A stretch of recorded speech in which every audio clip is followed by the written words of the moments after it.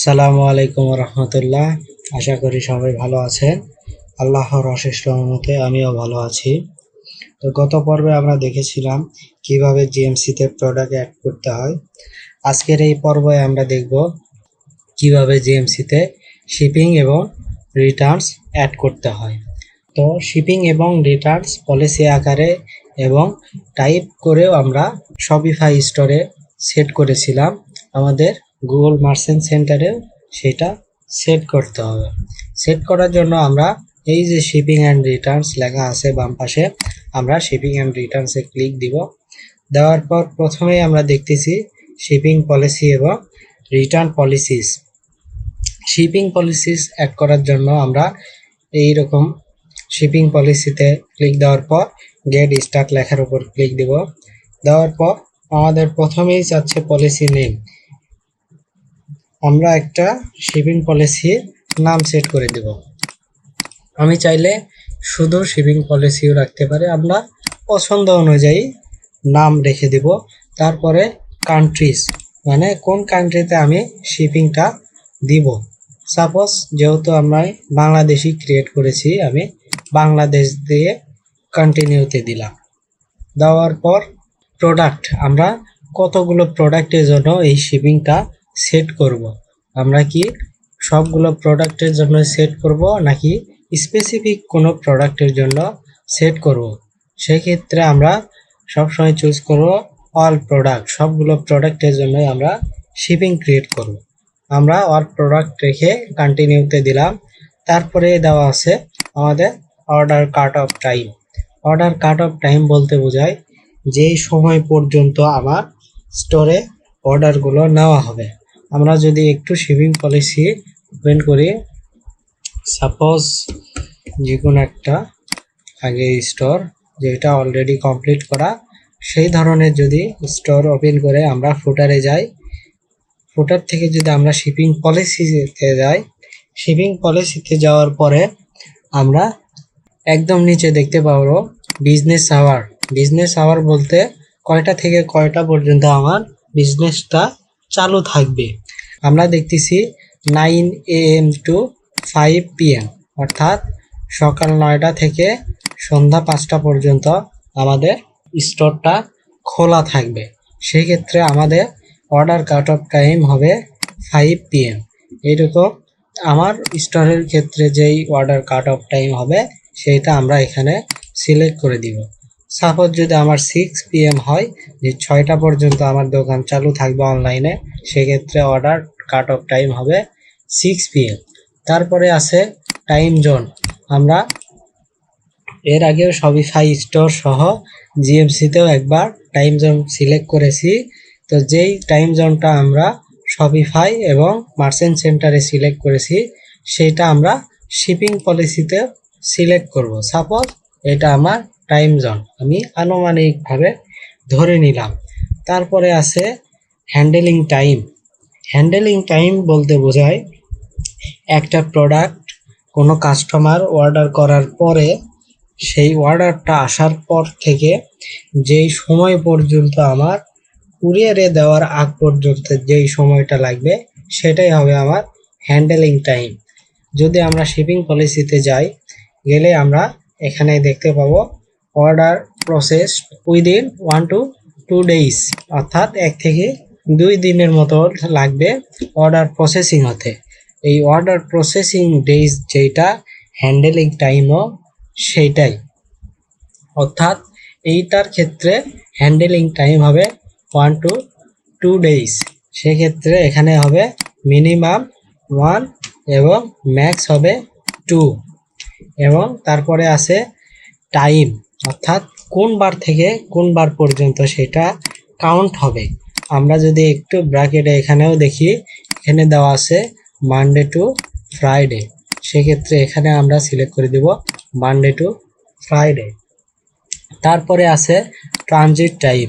Transit time বলতে বোঝায় যেই সময়টুকু লাগবে আমার হ্যান্ডেলিং টাইমের পর থেকে আমার প্রোডাক্টের কাস্টমারের কাছে পৌঁছানো পর্যন্ত, সেটাই হবে আমাদের ট্রানজিট টাইম।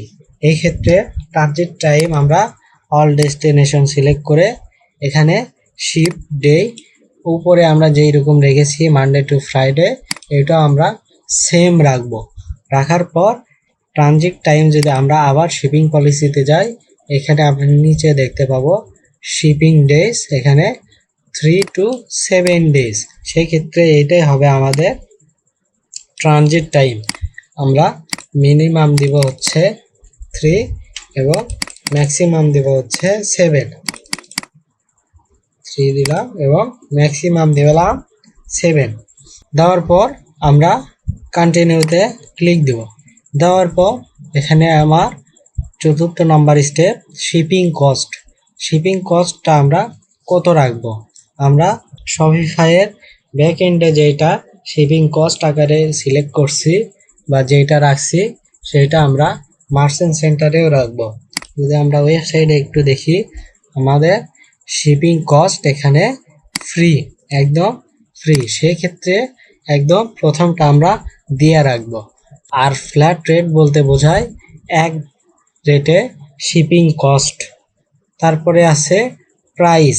প্রাইস বলতে বোঝাচ্ছে প্রাইসের উপর ডিপেন্ড করে আমি শিপিং কস্টটা সিলেক্ট করতে পারবো। তবে সবচাইতে রিকমেন্ডেড থাকবে হয় ফ্রি শিপিং ইউজ করা, না হলে ফ্ল্যাট রেট ইউজ করা। এই ক্ষেত্রে দুইটা জিনিস মাথায় রাখতে হবে। আমার প্রোডাক্টের প্রাইস যদি কম হয় তাহলে আমরা ফ্রি শিপিং ইউজ করব শপিফাই এবং মার্চেন্ট সেন্টার দুই জায়গাতেই। এবং যদি আমাদের প্রোডাক্টের প্রাইস বেশি হয় সেক্ষেত্রে আমরা ফ্ল্যাট রেট ইউজ করব। সেটা প্রোডাক্টের প্রাইস বিবেচনা করে আমরা ফ্ল্যাট রেট ইউজ করব। সাপোজ আমার প্রোডাক্টের প্রাইস যদি $150 উপর হয়, সেক্ষেত্রে আমরা $5 বা $10 আমরা শিপিং কস্ট ফ্ল্যাট রেট আকারে রাখবো। রাখার পর আমরা সেভ দিলে আমাদের শিপিং পলিসি ক্রিয়েট হয়ে যাবে।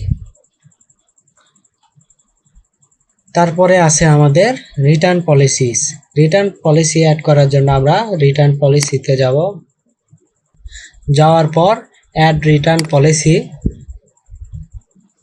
রিটার্ন পলিসিতে যাওয়ার পর প্রথমেই আছে রিটার্ন পলিসি ইউআরএল, অর্থাৎ আমরা যে রিটার্ন পলিসিটা ক্রিয়েট করছি, এই যে ফুটারে দিয়ে রাখছি রিফান্ড পলিসি, এই পলিসির যেই লিঙ্কটা আছে বা যেই ইউআরএলটা আছে সেটা আমরা কপি করব। কপি করার পর আমরা ইউআরএল জায়গায় পেস্ট করে দিব। তারপরে আছে কান্ট্রিজ, কোন কান্ট্রিজে আমরা রিটার্ন করব, আমাদের যেই কান্ট্রি স্টোর সেটা আমরা সিলেক্ট করে দিব। তারপরে return, do you accept return, আমরা যদি রিটার্ন গ্রহণ করি সেক্ষেত্রে আমরা ইয়েস দিয়ে রাখবো। যদি গ্রহণ না করি সেক্ষেত্রে আমরা নো দিয়ে রাখবো। যদি আমরা খারাপ প্রোডাক্টের ক্ষেত্রে যদি শুধু রিটার্ন করি সেক্ষেত্রে আমরা I accept return for defective product only, এটা সিলেক্ট করে রাখবো।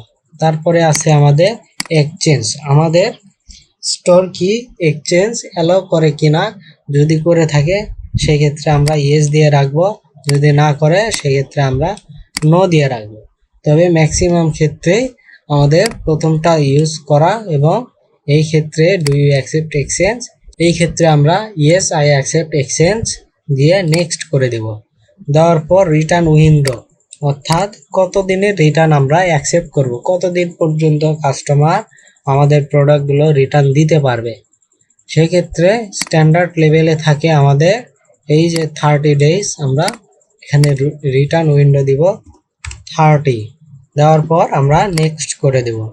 দেওয়ার পর রিটার্ন মেথড, কি মাধ্যমে প্রোডাক্টগুলো আবার কাস্টমার রিটার্ন করতে পারবে। তো বেসিকভাবে 3টা অপশন আছে আমাদের, in store, at a drop of location এবং বাই মেইল। আমাদের স্ট্যান্ডার্ডভাবে বাই মেইল দিব। দেওয়ার পর return level include in packages থাকবে। রিস্টকিং ফি নো, মানে যদি রিস্টক করা লাগে সেক্ষেত্রে কোনো ফি চার্জ থাকবে না। এবং রিফান্ড প্রসেস টাইম, যদি বাই চান্স আমাদের কোনো কাস্টমারকে তাদের টাকা ফেরত দিতে হয় সেক্ষেত্রে কত দিন লাগবে সেই সময়টুকু আমরা এখানে দিব। এটা আমরা যদি একটু রিটার্ন পলিসিতে দেখি, এই যে আমাদের রিফান্ডে আমরা দেখতেছি মেথড উইদিন 10 ডেজ, অর্থাৎ 10 দিনের মধ্যে আমরা রিফান্ডটা করে দেব। সেক্ষেত্রে রিফান্ড প্রসেস টাইম হবে 10। দেওয়ার পর আমরা সেভ করে নিব এবং এখানে সামারাইজ দেখাচ্ছে প্রত্যেকটা ইয়ার। আমরা আই কনফার্ম দিয়ে সেভ করে দিলে আমাদের মোটামুটি রিটার্ন পলিসি কমপ্লিট। তো এইভাবেই সেমভাবেই আমরা শপিফাইয়ের সাথে মিল রেখে আমরা শিপিং পলিসি এবং রিটার্ন পলিসিগুলো মার্চেন্ট সেন্টারে ক্রিয়েট করে নিব।